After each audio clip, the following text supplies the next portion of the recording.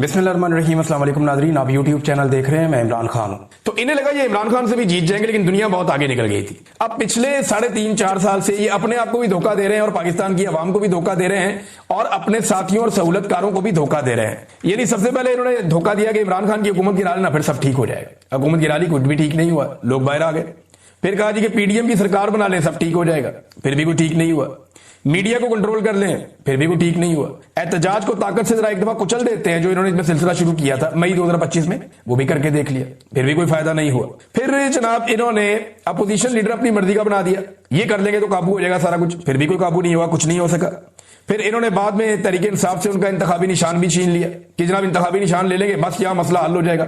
मसला फिर भी हल नहीं हुआ। इमरान खान साहब को पकड़ के जेल में डाल देते हैं, जेल में डाल दिया, मसला फिर भी हल नहीं हुआ। इसके 10-20 हजार बंदे उठा के जेल में डाल देते हैं, वो भी कर दिया, मसला फिर भी हल नहीं हुआ। 1 लाख से ज्यादा बंदों पर मुकदमा दर्ज कर देते हैं, कोई बंदा मंजर आम पे आएगा ही नहीं इलेक्शन के लिए भी, वो भी करके देख लिया, मसला हल नहीं हुआ। लेवल प्लेइंग फील्ड ही छीन लेते हैं, वो भी छीन के देख लिया, मसला फिर भी हल नहीं हुआ। ये हर काम करते हुए यही सोचते रहे कि ये आखिरी काम है, ये करने के बाद हम सब ठीक कर लेंगे। इकबाल राय बयान हम करवा लेते हैं, जबरी गुमशुदगियां करते हैं, उससे मसला ठीक हो जाएगा, फिर भी मसला ठीक नहीं हुआ। फिर 8 फरवरी को इन्होंने जाली फॉर्म 47 जारी कर दिया धांधली करके कि अब तो मसला ठीक हो ही जाएगा, लेकिन फिर एक नया मसला शुरू हो गया। यानी हर वो चीज इन्होंने जो की, जबरदस्ती पार्टी छुड़ाई रहनुमाओं से, इमरान खान को अंदर डाल दिया, उसकी बीवी को अंदर डाल दिया, गिरफ्तार कर दिया, तो इन्हें लगा कि जनाब ये मसला अब हल हो जाएगा, मसला फिर भी हल नहीं हुआ। एक के बाद एक करके इन्होंने 300 मुकदमात इमरान खान के खिलाफ दर्ज किए और हर मुकदमे पे सोचते थे कि अब मसला हल हो जाएगा, लेकिन हुआ नहीं। मीडिया पे मुकम्मल तौर पे बंदी लगा दी गई, गोलियां चला दी, आवाम का कत्लेआम कर दिया, मसला फिर भी हल नहीं हुआ। 26वीं तरमीम इन्होंने कर ली, एमपीएस एमएनएस को, उनके घर की खवातीन को अगवा कर लिया, बच्चों पर टॉर्चर किया, बेशुमार खवातीन को जेलों में डाल दिया, सड़कों में घसीटा, फिर भी इनका मसला हल नहीं हुआ। फिर इन्होंने सोचा कि ट्रंप को मना लेते हैं, मसला हल हो जाएगा। जाके ट्रंप को मना लिया, इनका मसला फिर भी हल नहीं हुआ। फिर इन्होंने कहा कि इसराइल को भी राजी कर लेते हैं, वो भी करने की इन्होंने कोशिश की, मसला फिर भी हल नहीं हुआ। फिर इन्हें लगा कि अब इंडिया के अपने तैयारे गिरा लिए हैं तो अब हमारा मामला ठीक हो जाएगा, मसला हल हो जाएगा, लेकिन मसला फिर भी हल नहीं हुआ। अब 27वीं आईनी तरमीम ला रहे हैं और दावा यह है कि इसके बाद मसला हल हो जाएगा। आपका मसला कभी हल नहीं होगा, आप उल्टे लटक जाए, आपका मसला हल नहीं होगा। मसला आपका तभी हल होगा जब आप अवाम को उसका मैंडेट वापस कर देंगे, जब मिलिट्री एस्टेब्लिशमेंट मुदाखलत बंद कर देगी। फर्ज करें कि मिलिट्री एस्टेब्लिशमेंट जो है वो इमरान खान साहब को दोबारा हुकूमत में आने देती है और कल को रिलेशन बना के इमरान खान साहब के साथ मिलकर और बाद में किसी और के साथ भी ज्यादती करते हैं। फर्ज करें, मैं ये कह रहा हूं, इमरान खान साहब मानते तो नहीं इस बारे में और उनका तो मूड बहुत मुख्तलिफ नजर आता है, तो फिर भी मसला हल नहीं होगा, याद रखिएगा। कौम उसके साथ खड़ी हो जाएगी बाद में। अब कौम जो है वो सियासतदानों के हक में नहीं है या उनके खिलाफ नहीं है, कौम मिलिट्री एस्टेब्लिशमेंट के घटिया फैसलों के खिलाफ है और उन्हें लगता है कि ये कौम के लिए, मसाइल के लिए ये जिम्मेदार है। लिहाजा मसला हल अब नहीं होना आपका, अब मसला एक ही दफा हल होगा और वो तभी हल होगा जब पाकिस्तान की आवाम मसले को हल करेगी। एक तो जो जरनैलों की ख्वाहिश है ना एक्सटेंशन की, इसने पाकिस्तान का बेड़ा गर्क करके रख दिया।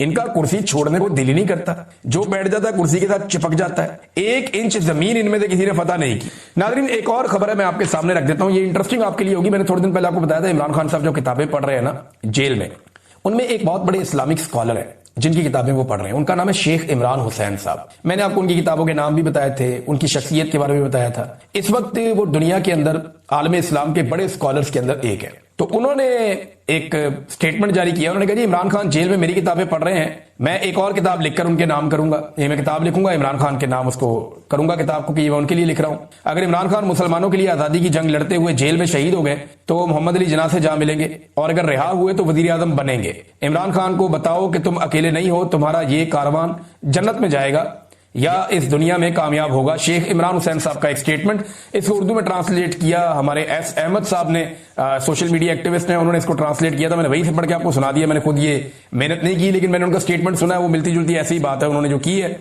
शेख इमरान हुसैन साहब ने। तो इमरान खान साहब के लिए अब शायद वो एक किताब और लिखे, अभी उनकी काफी ज्यादा एज है, बहुत ज्यादा नॉलेज है उनके पास, पाकिस्तान के अंदर बड़े बड़े स्कॉलर्स उनको पढ़ते हैं, सुनते हैं। और मैंने पहली मरतबा मेरा जो तारुफ इनके साथ हुआ शेख इमरान हुसैन साहब के साथ, वो मुझे औरिया मकबूल जान साहब ने करवाया, उनके पास बहुत सारी किताबें थी, तो वहां से मुझे पहली मरतबा पता चला था। जब पॉलिसी अवाम के मफाद में नहीं होगी, जिसमें हमें एतमाद में नहीं लिया गया, वो ना हमने पहले कबूल की थी ना आज कबूल करते हैं और इंशाल्लाह आइंदा भी कबूल नहीं करेंगे। देखिए, मैं एक बात पहले भी कह चुका हूं, आज फिर कहता हूं कि पाकिस्तान की मिलिट्री एस्टेब्लिशमेंट के पास इमरान खान एक आखिरी चांस है अपनी इज्जत बचाने का। पाकिस्तानी कौम बहुत आगे निकल गई है।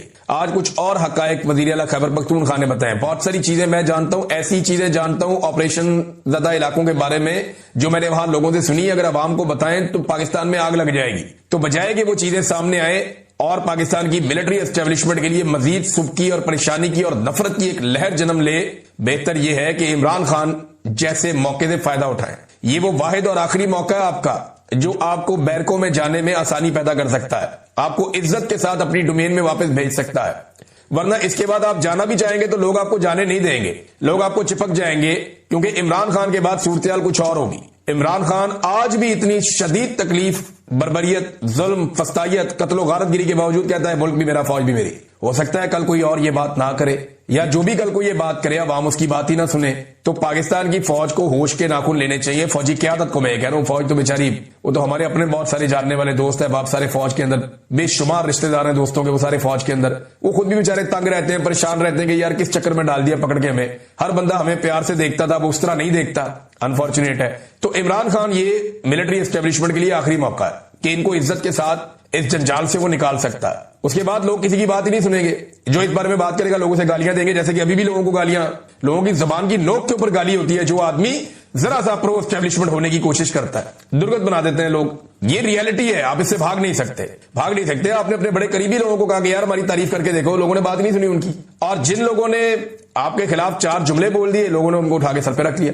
एमएल वली खान और फजलुर रहमान के जुमले वायरल हो जाते हैं जो वो एंटी एस्टेब्लिशमेंट बोलते हैं। तो इमरान खान इनके बाद आखिरी मौका है, बाकी मर्जी है इनकी। और बातें भी सुहेल अफरीदी ने की। इन्होंने कहा जब इन दहशतगर्दों को दोबारा आबाद किया जा रहा था सूबे में, किसी को एतमाद में नहीं लिया गया था। आप सहाफी हैं, कबाली इजला में जाकर वहां के मशरान से पूछें कि आप लोगों को किसके साथ आप लोगों ने जरगे किए थे और कौन आपको इस बात पर कायल कर रहा था कि इनको हम दोबारा यहां आबाद करते हैं। सरहद पर बाढ़ लगी हुई थी, इनका दावा तो यह है कि चिड़िया भी पर नहीं मार सकती, तो फिर मालूम नहीं ये दहशतगर्द कहां से आते हैं। यही हमारा सवाल है और ये सवाल करना जायज है। नंबर 1 तो ये है नादरीन के ये एक प्रोपेगेंडा फैलाया जा रहा है कि लाहौर में इमरान खान साहब रावी पे कोई शहर बनाना चाह रहे थे और उसमें अब ये प्रोपेगेंडा किया जा रहा है कि ये वही सारा प्रोजेक्ट है जो अब डूब रहा है। तो आप याद रखें कि इमरान खान साहब ने रूडा बनाया था जो अभी भी मौजूद है, रावी अर्बन डेवलपमेंट, ये एक पूरा प्रोजेक्ट था। तो ये जो अथॉरिटी बनाई थी इमरान खान साहब ने, और इसने एक नया शहर ऐसी जगह पे बनाना था और बहुत सारी डेवलपमेंट थी। इसमें दरिया को जो है वो झील में कन्वर्ट करना था, बहुत बड़ी बड़ी झीलें बननी थी कि इजाफी पानी वहां पे स्टोर हो जाता। उसके अलावा इन्होंने वहां पे मल्टी स्टोरी बिल्डिंग्स भी बनानी थी और जंगलात भी लगाने थे और जो माहौल है उसको भी महफूज रखना था। और जो ऊंचे इलाके हैं, जो रावी के वो वाले बैंक्स हैं जो ऊंचे हैं, वो दरिया के पेट को खुला छोड़ते हुए उसके बाहर जो है वो इन्होंने तामीरात करनी थी। और इसके लिए जरूरी था कि ये ऊंचे एरियाज के अंदर कंस्ट्रक्शन की जाती और शहर को इस तरफ ले जाते, और जो निस्बतन नीचे वाले एरियाज हैं जिन्हें आप दरिया का पेट कहते हैं, उन्हें महफूज रखा जाता था कि दरिया अपने कुदरती रस्तों से गुजर जाता। अब हुआ ये कि इमरान खान साहब का प्रोजेक्ट तो अभी भी चल रहा है, उसके ऊपर जाके नंबर टांग लेती है, कभी मरियम नवाज जाके वहां अपनी फुटेज बना लेती है, कभी कुछ और कभी कुछ और अब सैलाब आया है और ये बहुत बड़ा सैलाब है। तो उसके बाद जिन सोसाइटियों को इमरान खान साहब मना कर रहे थे ना कि इनको एनओसी नहीं देना, उनके अंदर पानी घुस गया है। इमरान खान साहब ने क्या कहा था, मैंने ये आपको पिछले वीलॉग में सुनाया कि इमरान खान साहब ने कहा कि अलीम खान का प्रॉब्लम यह था कि उसने एक बहुत बड़ी जमीन खरीद ली थी दरिया के अंदर, यानी वो दरिया का इलाका है, दरिया की जमीन है जिसे अलीम खान ने खरीद लिया था, और वो वहां पे ग्रीन एरिया को ब्राउन एरिया में कन्वर्ट करना चाहता था। और ये करते हुए वो वहां पे अपनी रेजिडेंशियल सोसाइटी को एक्सटेंशन देकर अरबों रुपया कमाना चाहता था। ये उसकी ख्वाहिश थी अलीम खान की। इमरान खान साहब ने हमेशा बहुत जोर दिया कि पाकिस्तान को डैम्स बनाने चाहिए और उन्होंने बहुत सारे डैम्स पे काम शुरू भी किया, और वो ये कह रहे थे कि अगर हमें मौका मिला तो हम ये डैम्स मुकम्मल करेंगे। लेकिन फिर उनकी हुकूमत गिरा दी गई और वो बड़ा जोर दे रहे थे और डैम पे उन्होंने काम शुरू भी कर दिया था, उनके लिए पैसे भी रखे थे। कोरोना आने के बावजूद वो ये काम जारी रखे हुए थे। नाज़रीन, इमरान खान साहब का पैगाम भी आया है जेल से और इमरान खान साहब की मुलाकातें हो गई, इमरान खान साहब की फैमिली से भी हो गई मुलाकातें, जो है वो इमरान खान साहब की जो पॉलिटिकल लीडरशिप है उनसे भी मुलाकातें हो गई। इमरान खान साहब का जो स्टेटमेंट है पहले वो मैं आपके सामने रख देता हूं, जो मुख्तलिफ लोगों से बातचीत में जो चीजें बाहर आई वो पहले मैं आपको बताता हूं, और बाद में तफसील से जो है वो इमरान खान साहब का जब ट्विटर हैंडल शेयर करेगा पूरा स्टेटमेंट तो मैं आपके सामने रख दूंगा।